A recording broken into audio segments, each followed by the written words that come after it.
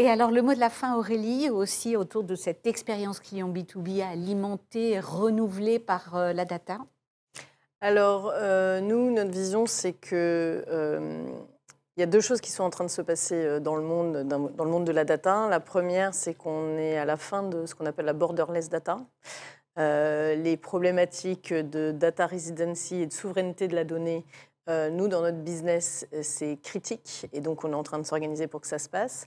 Et alors, il y a quelque chose de contradictoire qui se passe dans notre business aussi, c'est que, on est au début dans le marché énergétique de l'open data, à outrance. Vous pouvez aller sur, le site de l'Agence internationale de l'énergie et vous avez en temps réel chaque pays qui fournit sa consommation et sa production, d'électricité, et son mix énergétique. Nous, c'est le genre de choses chez Schneider Electric qui nous intéresse fortement et on veut y contribuer évidemment, et voir comment on peut participer à ça parce qu'on veut gérer un écosystème de données et surtout servir nos clients et les faire partie de cet écosystème-là. Alors, qu'est-ce que ça veut dire? Ça veut dire que c'est aussi des métiers qui se construisent. Schneider Electric aussi accompagne ses clients. On a construit l'année dernière un pôle AI dédié où on s'est dit maintenant on va avoir une compétence AI dédiée. Et pour les mettre pour mettre ça dans toute la contextualisation de nos produits et de nos expériences clients.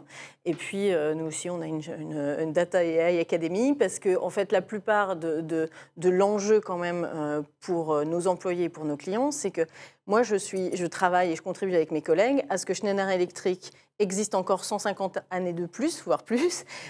Donc, c'est-à-dire qu'on est adapté au marché. Donc, on a une importance sociale pour nos employés, pour chacun de nous, mais aussi pour la communauté et nos clients. Et ça se fait en fait dans un sens de partage. Et la plupart, tout ça, ça se fait avec beaucoup d'upskilling et se dire qu'on doit construire des ponts entre ce qui faisait notre business et ce qui faisait nos succès avant et ce qui fera notre succès plus tard. Et il n'y a pas de digital qui savent faire par rapport au business qui ne sait plus faire, pas du tout. Là où on sera extrêmement bon, c'est quand ces ponts seront vraiment très solides et très, très clairement définis. Et je pense que chez Schneider, on a ça vraiment au cœur de notre stratégie data. Et je suis très, très confiante que ça fonctionnera très bien.